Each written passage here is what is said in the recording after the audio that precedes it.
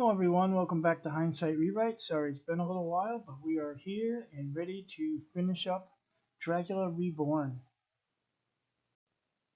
If you're needing a quick recap since it has been a little while, go ahead and go check out the Part 1 Dracula Reborn Hindsight Rewrite video on the YouTube channel. I'll link that in the description. Otherwise, we will kick off here with a quick little recap of where we finished off last time and then jump right into our Part 2. Last time we left off with an audio segment of this man here, Alex Hill. He is our Van Helsing of this rewrite. He was speaking with Dr. Joan Stewart, who is our protagonist, Jacob Stewart's wife. She had just recently got a patient who happened to be her husband's mistress, as he's cheating on her, with some mysterious wounds, some blood loss. So our Van Helsing, or Alex Hill here, has came in and he says he has this serum that he's developed and he would like to try that. It's developed from wolfsbane, but he was shot down by Dr. Joan Stewart and he left. And that's where we are going to pick up part 2. From the previous scene we will transition into an exterior of the hospital, and then we will cut into the room of Liz, who is Jacob's mistress and the patient for Dr. Joan. Here we see Alex Hill, disguised in a surgical mask, sneak into the room and administer his serum, which he was told not to do by Dr. Joan. After he administers the serum, then he leaves and we fade into black. We fade back in on an exterior of Jacob's house, which he was told to actually vacate in a previous scene with Joan when she found out he was cheating on her. So he's leaving the house and heading off to work for the day, and we watch him as he's driving up the road, and the interior of the car shot here. Then we watch as he parks, and after he parks we get this shot of someone watching him as he walks into his office. From the shot of someone watching Jacob go into his office, we cut to black, and real quick I'm going to go over our antagonists, as it has been a little while. So quick overview is our main antagonist is called Mr. Drake, and he has been revealed as a vampire in part 1. He also has an assistant named Willa, who has also been revealed in part 1 to be a vampire. The difference is she has what seems to be a slightly different power set. Now that could be because she's greater or lesser than, we're not sure, but in any event, they're both vampires and they both seem to have slightly different power sets.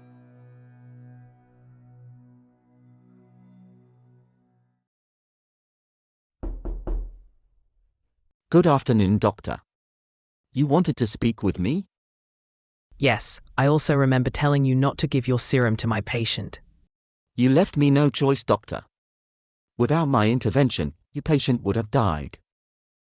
Give me one good reason why I shouldn't call the police and have you arrested right now. Can we please stop with the grandstanding? Did my serum work or not? Yes, she's recovering, slowly, but recovering nonetheless. Clearly you know something, and I want to know what it is. I know this goes against everything you believe as a medical professional. But the contents of this book will explain what we are dealing with more than any medical study. Maybe I should call the police after all. I ask for answers, and you hand me a book of myths. Vampires are not real, Mr. Hill. All myths are based in fact, and I assure you, Dr. Stewart, vampires are very real. The tale has been told many times over, sometimes with details changed. However, one truth remains: these creatures prey upon the blood of their victims, until they either turn or kill them. I believe the vampire we are dealing with is a monster my family has been battling for centuries. His name is Dracula. From the book we dissolve to the exterior of Jacob's house as he's pulling back in after the day of work. He comes in holding a bag of groceries and discovers a bunch of stuff, a big mess on the floor. Thinking it could have been his dog, Bailey, that caused the mess, Jacob starts calling out for him and looking around, but soon discovers that there's a couple doors ajar, which is something a dog cannot do.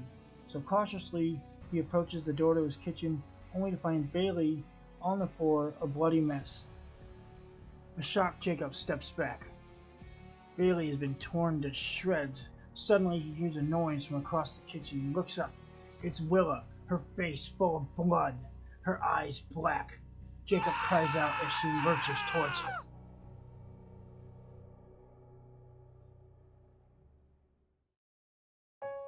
We fade back into an exterior shot of the hospital, and then cut inside where Joan and Alex Hill are in the hallway just outside of Liz's room.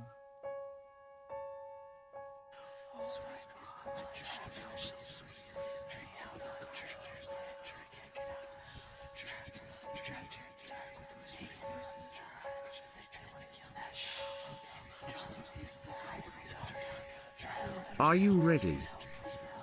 Take me. I am yours.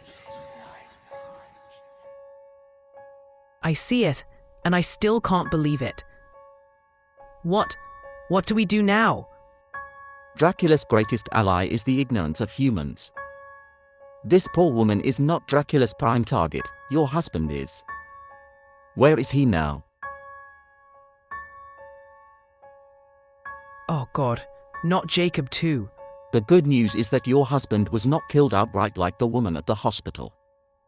The bad news is that Dracula has other plans for him, perhaps a servant to carry out his will during the day. Tell me, Hunter, how do I save my husband?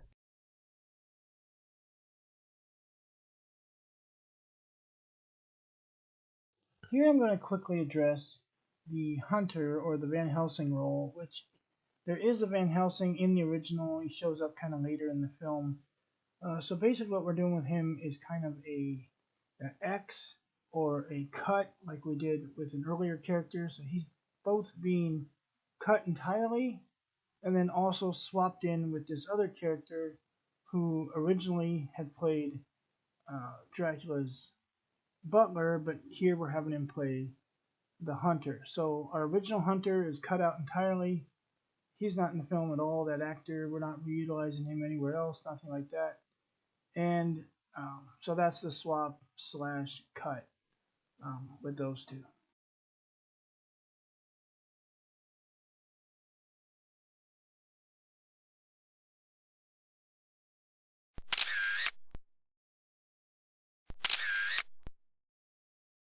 If these people are vampires, why is she walking around in the day?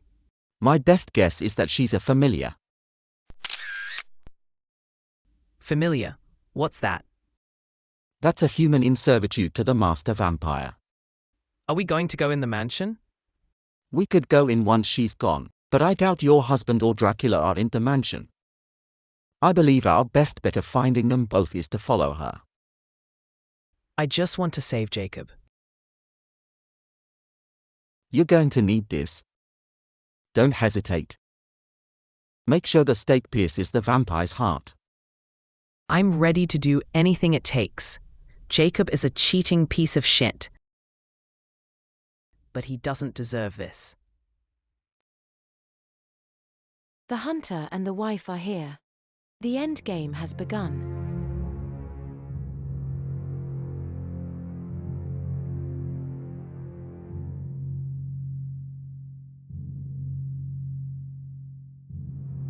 Go find your husband.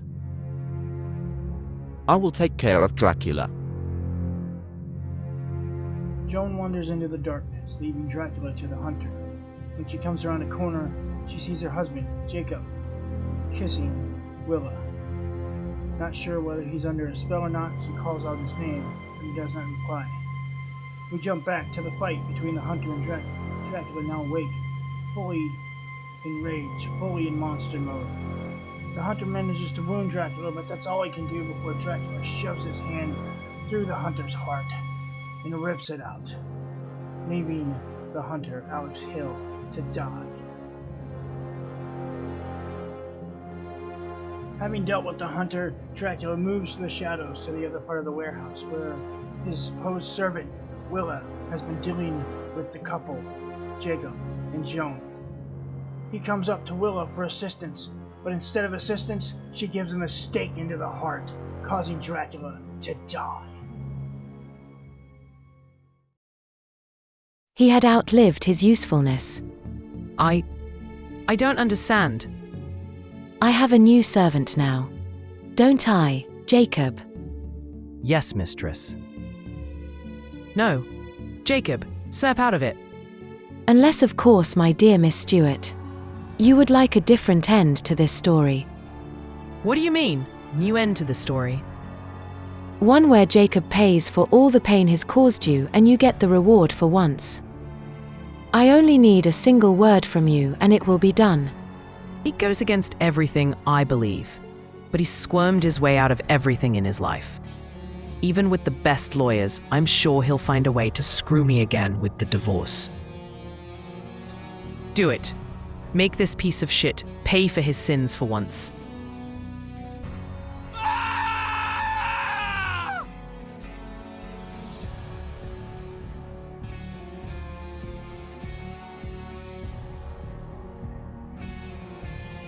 Welcome home. How was your night on the town? It was wonderful, Mistress Mina.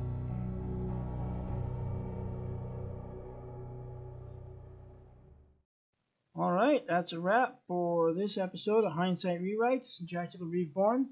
I hope you all enjoyed it. And don't forget to like, comment, subscribe. It really helps the channel out. And I will catch you all again on the next Hindsight Rewrites.